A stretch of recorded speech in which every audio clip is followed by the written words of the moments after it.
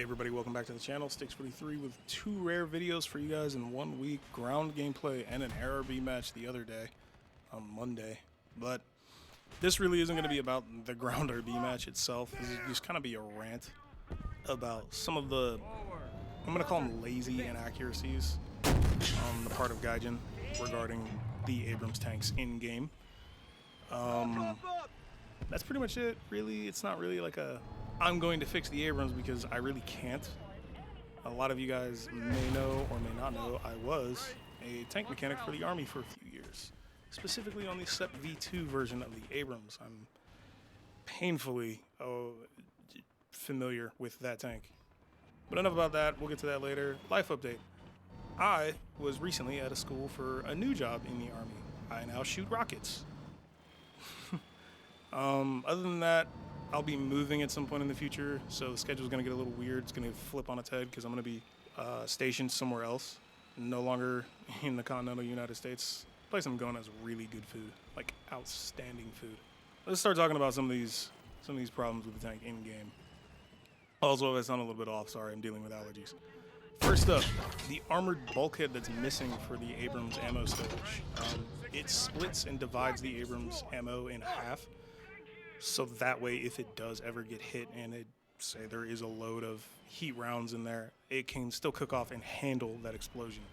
I don't know where Gaijin seems to think that the Abrams can't survive a full ammo cook-off, but it 100% can. I know for a fact it can. I've talked to people who have been around the Abrams during these tests. It 100% can. That's kind of the whole point of that divider that's there. Even if that divider is pierced by something, say a sable round goes through it and it punctures that, the explosion is still going to choose the path of least resistance and go through those blow-off panels. The crew will be fine. May have a headache, but they will be fine. As long as that main bulkhead isn't penetrated, the crew will be more or less perfectly okay. That goes to include the hull stowage.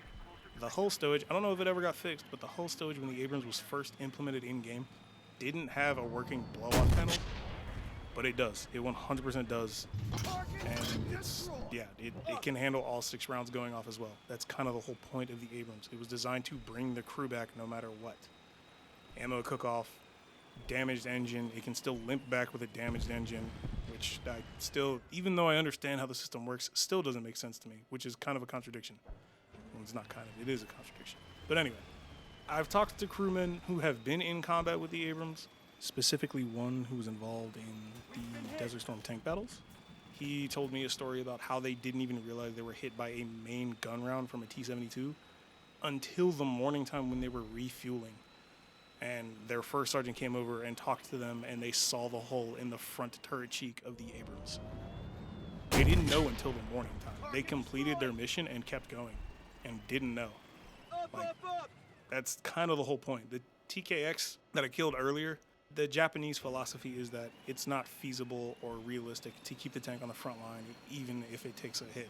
They're designed to go back, get their ammo switched or their armor switched out, so that way they can refit and keep fighting. The Abrams doesn't have that philosophy. It's a tank. It's supposed to keep taking hits and keep going. That's the reason it weighs 70 tons.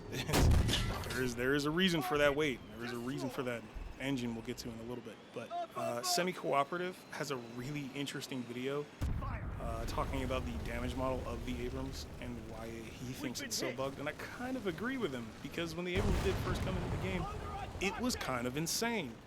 I'm pretty sure they needed to like limit the number of Abrams tanks that were in a match at one time. It was insanely potent. They were running the game, which makes sense because their only opposition was like a T-64. I mean, historical, but like, it was crazy. The Abrams tanks were running amok at top tier. He talks about how the turret baskets are modeled incorrectly, and I'm more than inclined to agree with him. The turret basket drive system is not a thing. The horizontal turret drive is a much smaller mechanism, and in fact, the original turret ring model that they used to have was far closer. Still not perfect, but far closer to what it actually is. I don't know where they think that the entire turret basket, specifically this ammo box right here that they have modeled in the turret basket, is part of the horizontal drive. This is just a box for 50 cal stowage, and it holds a fire extinguisher, a handheld fire extinguisher. That's it. Other than that, it's just a box. I don't know where Gaijin's getting their logic from, but hey, kind of suspect. Kind of seems like they want to boost up the ratings of another nation in game. Whatever. Another one is the crows issue. I have a problem with the crows because the crows that's modeled in the Set V2 in game is the original crows. That's crows 1. The low profile crows, which is on the Taiwanese Abrams, which is in the Chinese tech tree, the M1A2T, has the low profile crows that is currently being used by V2s and V3s in the Army. My unit specifically uses the V2 or the low profile crows on their V2s. But yeah, I don't know why they won't do it. They have the damage. They have the model in game already, so it would be a really quick fix for them. But I guess they won't do that. This is like the third BMPT that I've ever encountered, by the way. The first one, when I got back into ground, I didn't die because of my own fault. I'm not going to blame myself. I am 100% going to blame my teammate for various reasons. Not sure why, but I'm sure you can see. Another thing that's modeled incorrectly is the engine of the Abrams in game. All of the Abrams tanks in game are shown to have huge engines. The Honeywell AGT 1500 is much smaller. It is this. That's it. The duct that they have, or the whole model that they have in game, is the exhaust with the engine. The exhaust has nothing to do with the engine. I don't know why they seem to think that if you get shot in the exhaust, the tank cannot move. That exhaust is just like aluminum and some heat shielding. Oh, and the engine smoke system, generating system. That's it. None of that has anything to do with the tank moving forward or backwards or pivoting in place. Fix it. But anyway, that's kind of it. Just a bit of a rant. Definitely a rant.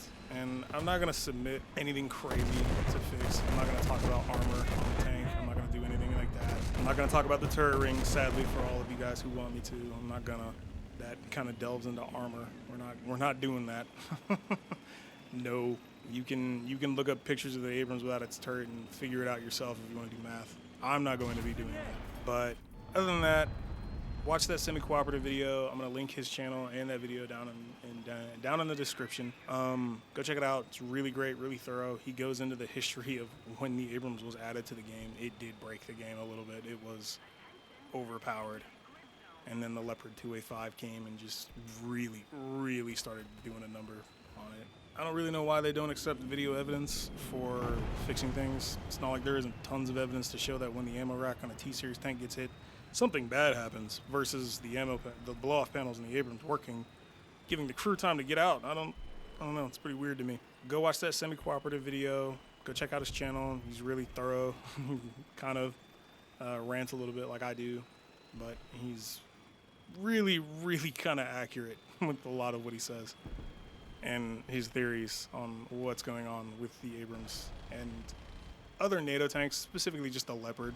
It's just the Abrams and Leopard. I don't know if you noticed this, if anybody else has noticed this. It's just the fast armored tanks of NATO that kind of got nerfed. So the Abrams and Leopard were the only ones with these massive horizontal drive issues that got implemented for whatever reason. And then they added the BMPT and the C-30 SM2, and I don't know, the last major update kind of just seemed like a blatant buff to Russia, personally. It seems like they've just kind of been needing to buff them. I got nothing else. The rest of this match is just a gratuitous spawn camp, so if that's what your thing is, by all means, stick around and watch. If not, if you've made it this far, pleasure having you here. Thanks for listening. If you have any questions about being a tank mechanic in the Army, please reach out to me. I will try to talk you out of that job. It's not as cool as you think. If you have any other questions, comments, concerns, by all means, ask me. You can ask me on Discord. You can ask me down in the comment section if you want to keep it private. Whatever, that's your prerogative. I got nothing else. Enjoy the rest of the video.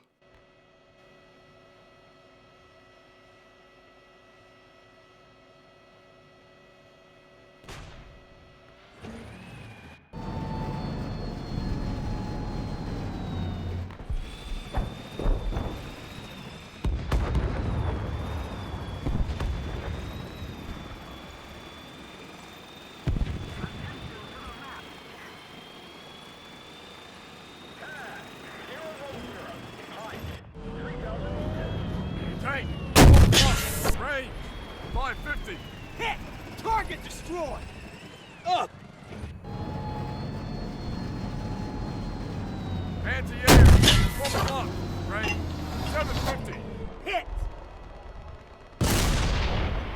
Target destroyed! Up!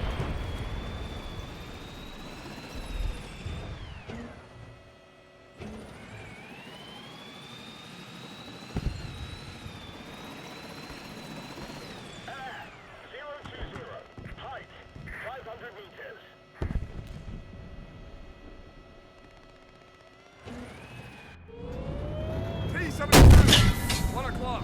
Range. 700. Up!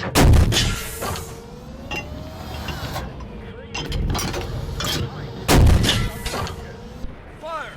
Target destroyed! Up!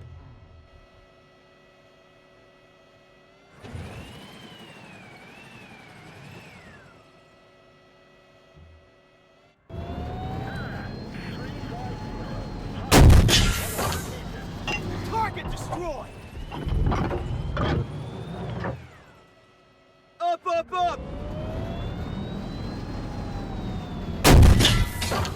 Target destroyed! Up!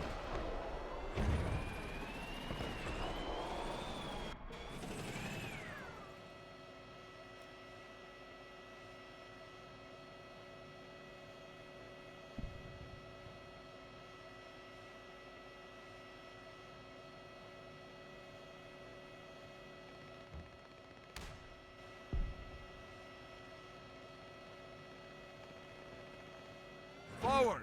Roger. Advancing. Anti-air. 1 o'clock. Range. 800. Target destroyed! Up!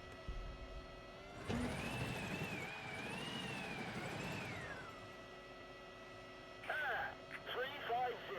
Height 500 meters. Mission accomplished.